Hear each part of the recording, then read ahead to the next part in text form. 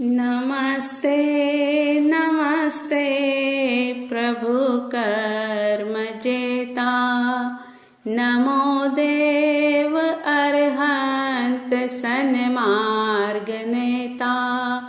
नमस्ते नमस्ते प्रभु शुद्ध रूप, नमो सिद्धिदाता सदा सिद्ध भूप।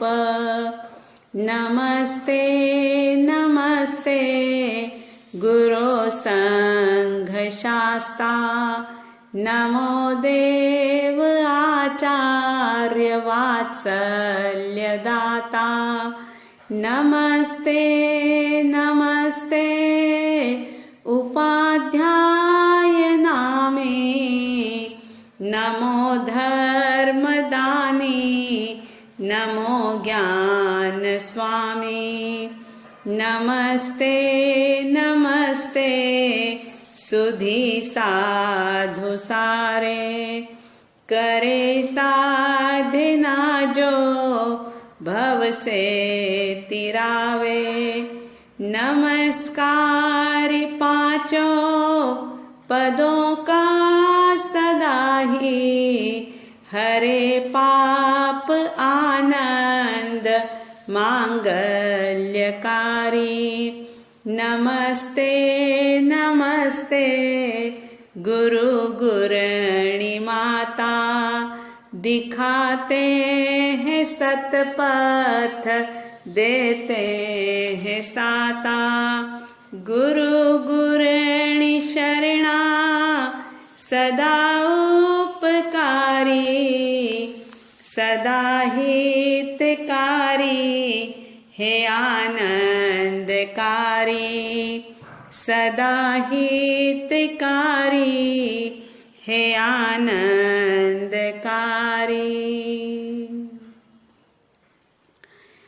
आचार्य भगवंत पूज्य श्री मानतुंग सूरी जी महाराज, प्रथम तीर्थंकर आदिनाथ परमात्मा की बड़े ही अहोभाव के साथ, पूर्ण समर्पण और श्रद्धा के साथ स्तुति कर रहे हैं।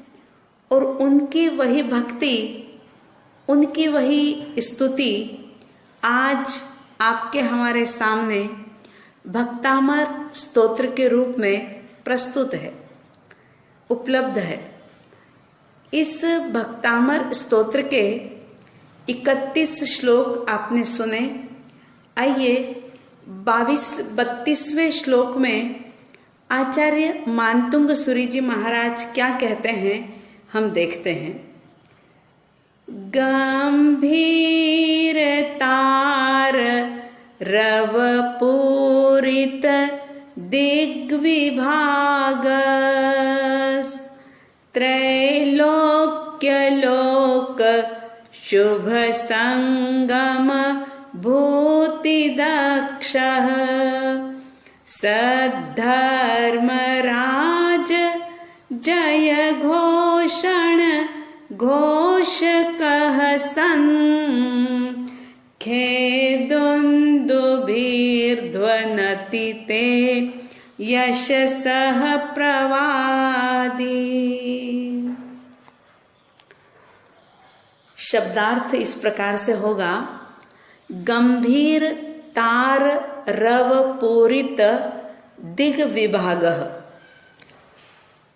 गंभीर यानी धीर, उदात्त और मधुर ध्वनि से पूरित दिग्विभाग यानी दिशा मंडल को पूर्ण रूप से गुंजायमान किया है जिसने, ऐसा क्या है ऐसा, तो आगे बताया। त्रैलोक्य लोक शुभ संगम भूति दक्ष। और क्या विशेषता है, तो कहते हैं त्रैलोक्य यानी तीनों लोक के, लोक यानी प्राणियों को, त्रैलोक्य लोक शुभ संगम यानी कि सत समागम की, शुभ सम्मेलन की, शुभ समागम की एक संपत्ति प्राप्त कराने में, यानी कि सत समागम का वैभव प्राप्त कराने में जो समर्थ है, और सद्धर्म राज जय घोषण घोषकः। सद्धर्मराज, सत धर्म के राजा यानी कि तीर्थंकर देव, तीर्थंकर देवों का जय जयकार की उद्घोषणा करता हुआ, जय घोषण घोषकः, मतलब तीर्थंकर परमात्मा की जय जयकार हो इस प्रकार की उद्घोषणा करता हुआ दुंदुभी। दुंदुभी एक वाद्य है जिसको हम नगाड़ा भी कह सकते हैं। जैसे आप लोग नगाड़े को देखते हैं, ढोल को देखते हैं, ऐसे ही देवताओं के द्वारा जो बजाया जाता है, और वो वैसा कि जो तीर्थंकर परमात्मा की जय जयकार की उद्घोषणा कर रहा है, तीनों लोक के प्राणियों को एक सत समागम का वैभव प्राप्त कराने में जो समर्थ है, और बड़ा ही गंभीर, धीर, उदात्त स्वर वाला मधुर ध्वनि से जो दिशा मंडल को गुंजायमान कर देता है, ऐसा नगाड़ा दुंदुभी ते यानी आपके यश सह, यानी कि यश का प्रवादी विस्तार से कथन करने वाला या कथन करता हुआ, सन यानी हुआ, विस्तार पूर्वक आपके यश का कथन करने वाला, बताने वाला, खे ध्वनति मतलब गगन में गुंजार कर रहा है। इसका भावार्थ इस प्रकार से कि गंभीर और ऊंचे शब्दों से संपूर्ण दिशाओं को पूरित करने वाला, तीन लोक के लोगों को शुभ समागम की विभूति प्रदान कराने की सूचना देने में समर्थ, सामर्थ्यवान, सशक्त, ऐसा, और आपके यश को कहने वाला, प्रकट करने वाला दुंदुभी आकाश में तीर्थंकर परमात्मा की जय जयकार हो, जय घोषणा करता हुआ गमन करता है। इस श्लोक में जैसा कि आपको पता याद होगा कि 28वें श्लोक से अष्ट महाप्रातिहार्य का वर्णन आचार्य श्री जी ने प्रारंभ किया। 4 महाप्रातिहार्य का वर्णन हो चुका था। 32वें श्लोक में 5वां महाप्रातिहार्य, जिसको देव दुंदुभी कहा जाता है, उसकी बात आचार्य श्री जी कह रहे हैं, और एक भक्ति का भाव उनके मन के अंदर प्रस्फुटित होता चला जा रहा है। वो कहते हैं कि हे परमात्मन, जब आप समूह शरण में विराजमान होते हैं, क्योंकि समूह शरण तो किसी एक स्थान पर होता है, लेकिन परमात्मा के विराजने की सूचना 10 ही दिशाओं में फैल जाती है।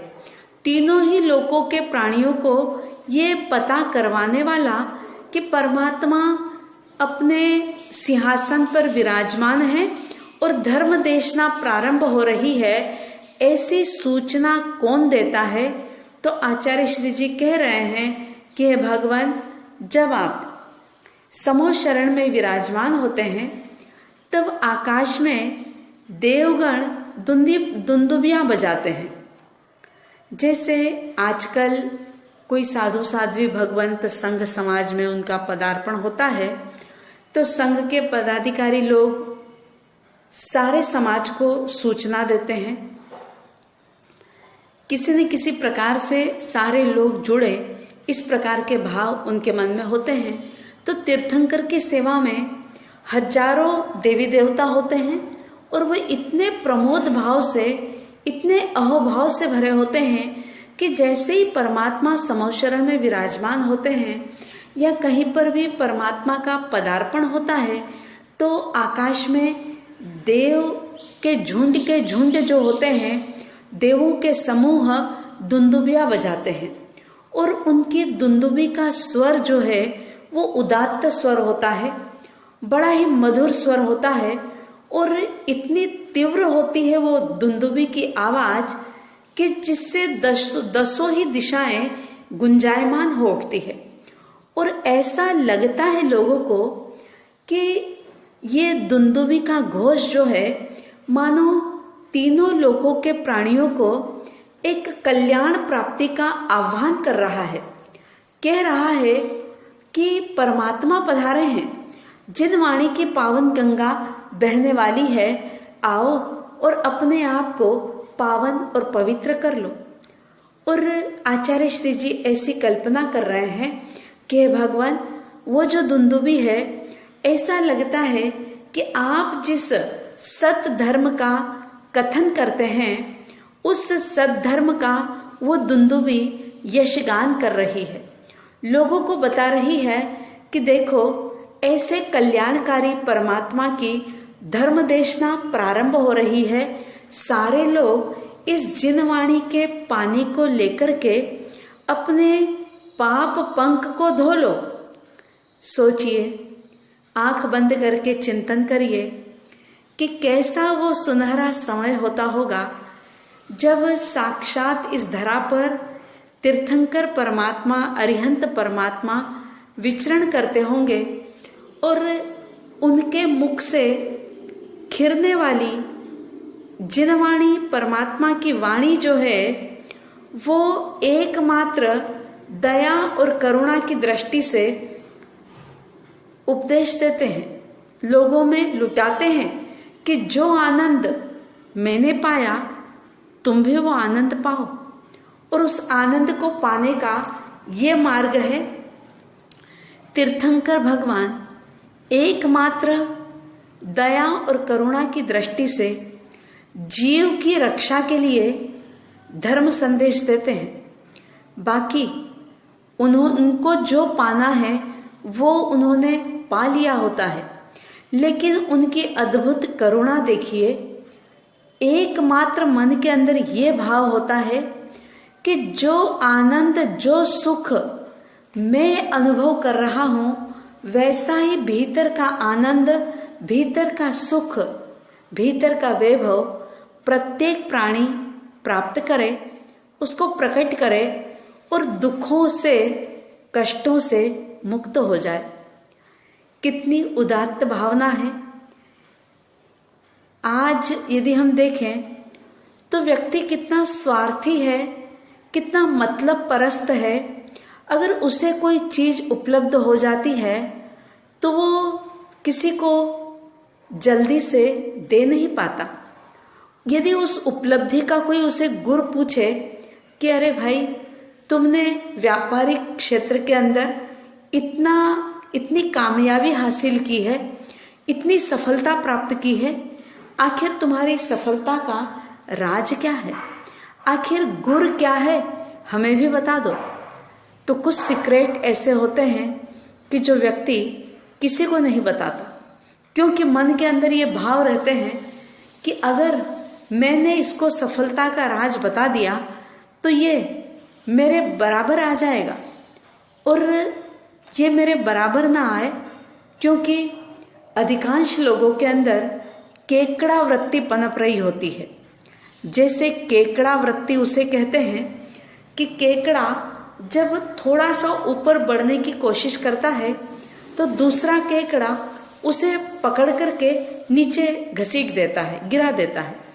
और ऐसी ही केकड़ा वृत्ति कई लोगों के अंदर देखी जाती है कि साधारणतया भी अगर कोई चीज कोई पूछता है तो वह ईमानदारी से उस चीज की, चाहे वो कोई खाने की रेसिपी हो या बिजनेस की बात हो या अन्य किसी भी प्रकार की बात हो, जल्दी से व्यक्ति अपने सीक्रेट किसी को देना नहीं चाहता। लेकिन देखिए परमात्मा की करुणा कि उन्होंने जो पाया वो आनंद सारे जीव प्राप्त करे, ऐसी करुणा की भावना से वो उपदेश देते हैं, संदेश देते हैं। और उनके उस संदेश और उपदेश को सुन करके अनेक भव्य आत्माओं ने अपनी आत्मा का उद्धार कर लिया, आत्मिक वैभव को उपलब्ध कर लिया और मुक्त अवस्था को वे प्राप्त हो गए। तो ऐसी परमात्मा की वाणी जो लोगों में सूचना देने के लिए देवी देवता देव दुंदुबी बजाते हैं, जो दुंदुबी बड़ी ही मधुर होती है, परमात्मा की वाणी का यशगान करने वाली होती है। बस यही बात इस श्लोक के अंदर बताई गई है। आज हमें परमात्मा की वाणी आगमों के रूप में मौजूद है, उपलब्ध है। हम जितना हो सके जिन वाणी की जाहो जलाली करें, जिन वाणी को हम जितना उसका प्रचार प्रसार कर सकते हैं उसको करें, और उसके लिए हमारे भीतर में परमात्मा के प्रति और परमात्मा की वाणी के प्रति दृढ़ आस्था का भाव हो कि मेरे भीतर का आनंद प्रकट करने में अगर कोई सहयोगी हो सकती है तो वो एकमात्र जिनवाणी है, क्योंकि उन्होंने पाया और जैसा पाया वैसा ही मार्ग बताया। आप सबके भीतर में जिनवाणी के प्रति श्रद्धा का भाव जागे, जो श्रद्धा बनी हुई है वो और ज़्यादा सुदृढ़ होती चली जाए, ऐसी हार्दिक शुभकामना, मंगल कामना, और प्राणी मात्र इस संसार के अंदर सुखी रहे, साध्वी द्वय की तरफ से हार्दिक सद्भावनाएं। सुखी रहे सब जीव जगत के, कोई कभी न घबरावे, वैर पाप अभिमान छोड़ जग नित्य नए मंगल गावे। घर घर चर्चा रहे धर्म की, दुष्कृत दुष्कर हो जावे। ज्ञान चरित उन्नत करे अपना, मनुज जन्म फल सब पावे। मनुज जन्म फल सब पावे। इन्हीं शुभ और मंगल भावनाओं के साथ जय प्रभु आदिनाथ, जय गुरु आनंद।